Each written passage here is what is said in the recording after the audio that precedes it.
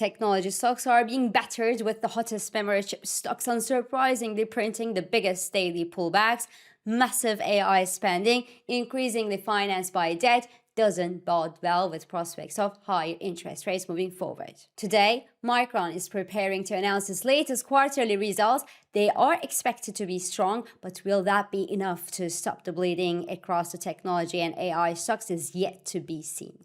So welcome to Swissquote's Daily Market Talk. It's Wednesday, 24th of June. I'm İpek Özkardeşkaya. We will talk about technology and the rest. But before we do, and as always, please keep in mind that opinions are my own and this is not financial advice.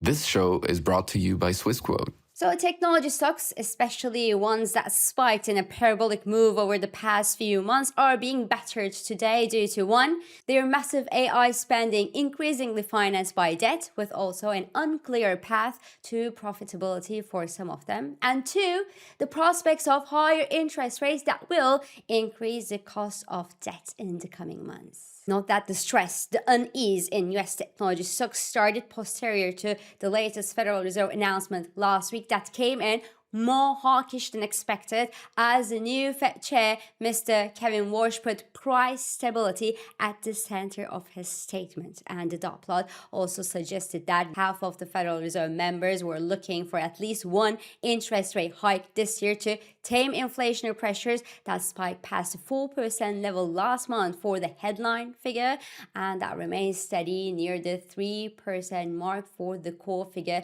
both being significantly higher than the Fed's 2% inflation target. Now, I highlighted earlier that the technology stocks have unusually outperformed their non-technology peers during the latest Federal Reserve tightening cycle, and that was thanks to a nascent AI and ample free cash flow that big technology had in their hands. But since then, the big technology have been issuing hundreds of billion dollars worth of debt to finance their huge AI infrastructure spending, and obviously the latter makes these companies, these big technology companies, doubly vulnerable to the rate environment. Because first, higher rates increase the borrowing cost. And second, technology companies' valuations are based on their future revenues discounted to today. Mathematically, higher discount rates weigh on valuations. And well, it's been a while that rising valuations across the technology companies have been calling for caution. AI-related technology infrastructure and services are sure promising, but that promise has been very amply priced in as well, to stay polite. So the size of the drawback yesterday was pretty impressive, yes, but totally understandable as well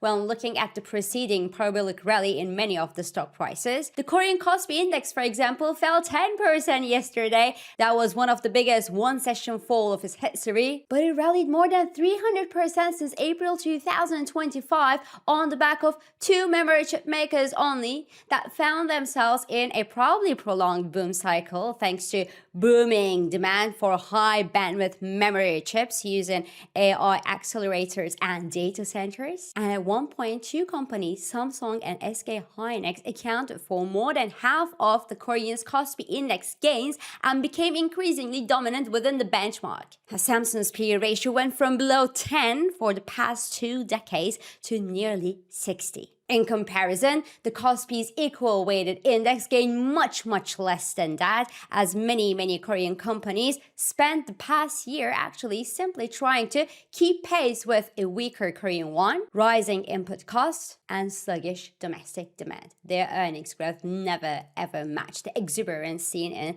the semiconductor sector, nor the attractiveness for global investors. Now, the Kospi index was down when I sat down at my desk this morning and is now up by around 2.5%.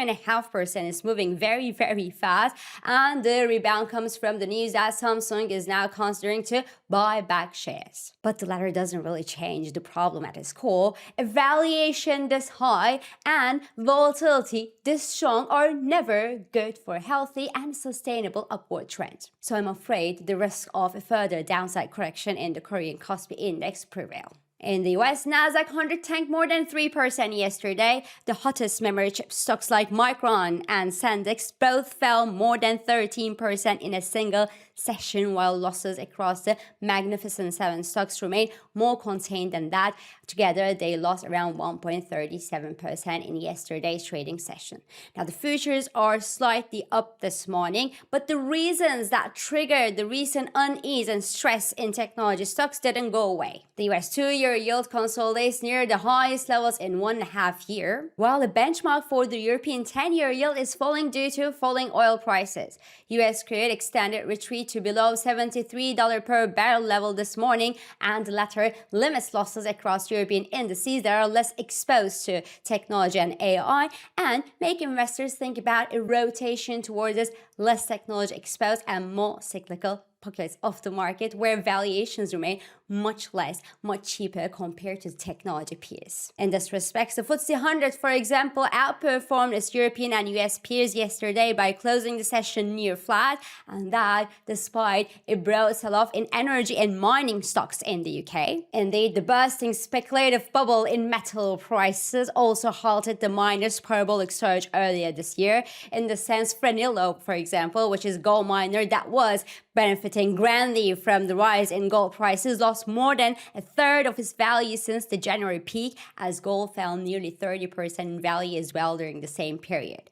Moving forward, things are not looking great for precious metals, unfortunately. The downside risk prevail as the rising US yields increase the opportunity cost of holding the non-interest-bearing metals and weigh on their prices. Now, whether gold could be an exception and attract inflows in case of a severe AI and technology-led market meltdown is yet to be seen. The yellow metal has suffered itself from a speculative bubble, remember, which burst late January, and the price is still well above the long-term trend base for massing safe haven flows comfortably if things got ugly across risk assets. But the major question today is the recent technology sell-off the beginning of a potential AI bubble burst, or just another correction on the way up? Now, of course, I don't have the answer to that question. I can say that some stocks scream for correction to return to healthier and more down-to-earth levels. Today, Micron is due to release its latest quarterly earnings after the US closing bell. The expectations are sky high, obviously.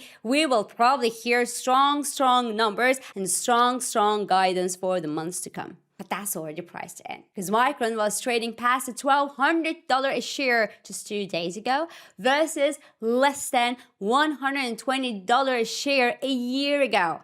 That is a tenfold increase, ladies and gentlemen. Yes, so the company's trailing PE ratio today has spiked to nearly 50 times its earnings, which is very high for a memory chip business, reflecting the explosive growth expectations attached to the AI memory boom.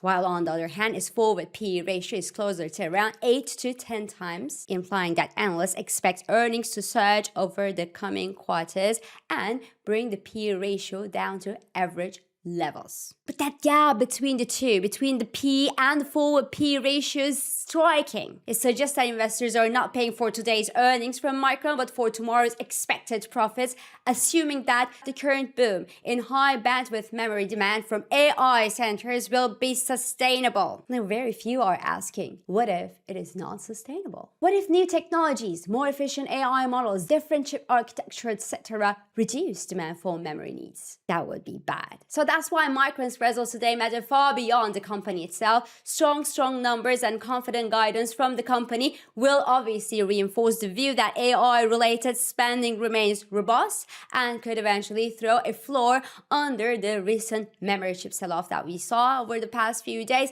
and hence support a broader rally in semiconductors. But given the already very rich valuations across the AI and semiconductors, anything less than absolutely spectacular would fall short of the spectacular rise of a stock price and could justify a further pullback in memory chip prices, and that pullback could be impressive as the rally that we saw preceding a potential correction. So in summary, the risk reward is asymmetric, and it's quite a tricky time to release earnings, to be honest with you, when market is calling for a correction, the valuations look so sky high, and everybody's talking about potential bubble in AI and semiconductor sectors. As such, Micron's earnings, and more specifically, the market's reaction to Micron's earnings could impact the technology's next direction, whether investors would stay or they would just go. Again, some stocks scream for correction to return to healthier and more down-to-earth levels, which could start a rotation toward less richly valued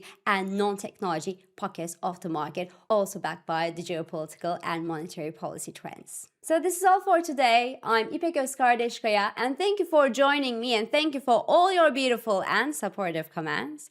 I hope this episode of Market Talk has been helpful and it has been insightful to you. So please do not hesitate to leave your comments, your reactions, and your questions below as usual. Follow us on Instagram, on X, on LinkedIn, but also on WhatsApp, Threads, Telegram, and Blue Sky for regular market updates. Subscribe to our YouTube channel for daily market comments, and please don't forget to hit the like button on these videos to let us know that you enjoy them.